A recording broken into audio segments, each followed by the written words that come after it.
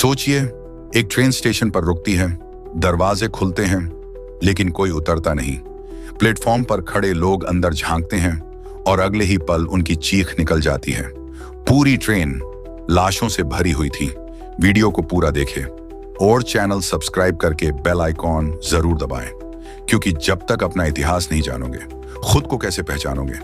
15 अगस्त 1947, जिस दिन एक देश आजाद हुआ, उसी दिन इंसानियत पटरी से उतर गई। ये कहानी है 1947 की खूनी ट्रेन की, जहां आजादी का जश्न खून के समंदर में बदल गया। 15 अगस्त 1947 एक तरफ जश्न था, तिरंगे लहरा रहे थे, भाषण हो रहे थे। दूसरी तरफ डर, अफवाहें और खून खराबा।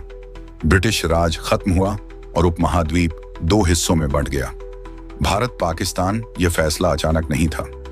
दशकों से राजनीति में मतभेद गहराते जा रहे थे। मोहम्मद अली जिन्ना अलग मुस्लिम राष्ट्र की मांग कर रहे थे, वहीं जवाहरलाल नेहरू और महात्मा गांधी अखंड भारत की वकालत कर रहे थे। लेकिन हालात इतने बिगड़ चुके थे कि बंटवारा टालना संभव नहीं रहा।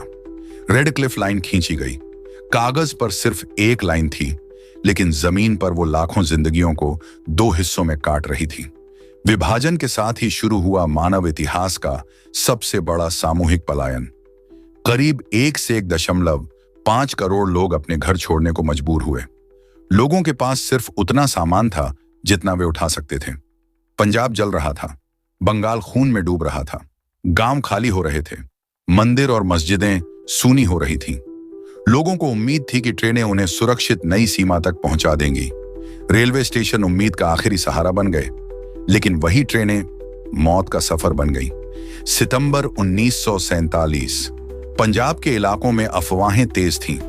एक ट्रेन पाकिस्तान से भारत आई।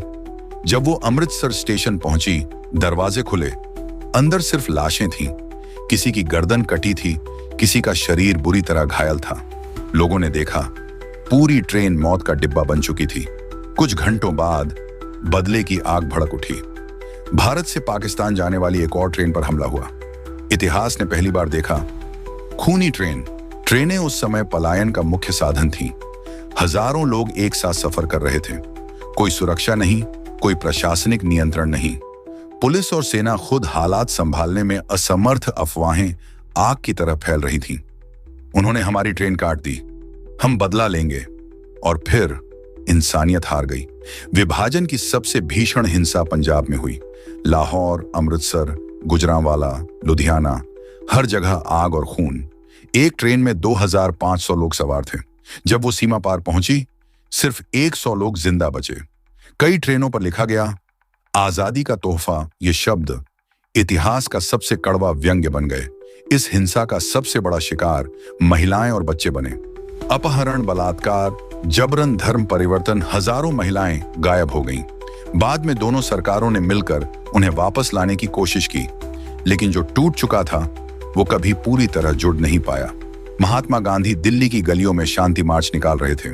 उन्होंने कहा, अगर हिंसा नहीं रुकी तो मैं आमरण अनशन करूंगा। नेहरू रेडियो पर शांति की अपील कर रहे थे।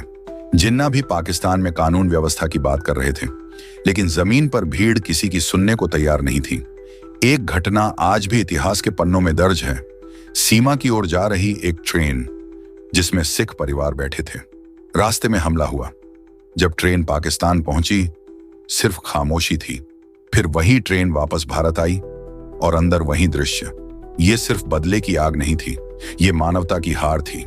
10 से 15 लाख लोग मारे गए, 1 करोड़ से ज्यादा लोग विस्थापित हुए, हजारों ट्रेनें प्रभावित हुईं। इतिहासकार इसे 20वीं सदी की सबसे बड़ी मानवीय त्रासदी मानते हैं। जहां एक तरफ खून बह रहा था, वहीं कुछ लोग अपनी जान पर खेलकर दूसरों को बचा रहे थे। कई गांवों में हिंदू, मुस्लिम, सिख मिलकर एक दूसरे को सुरक्षित सीमा तक पहुंचा रहे थे। इतिहास सिर्फ नफरत की कहानी नहीं है, ये इंसानियत की भी कहानी है।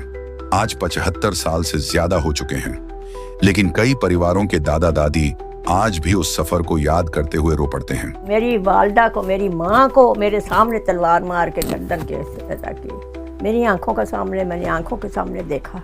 हमने अपने सामने अपने लोगों को मरते देखा। हम खाली हाथ आए थे। वो ट्रेन सिर्फ एक वाहन नहीं थी, वो यादों का बोझ थी।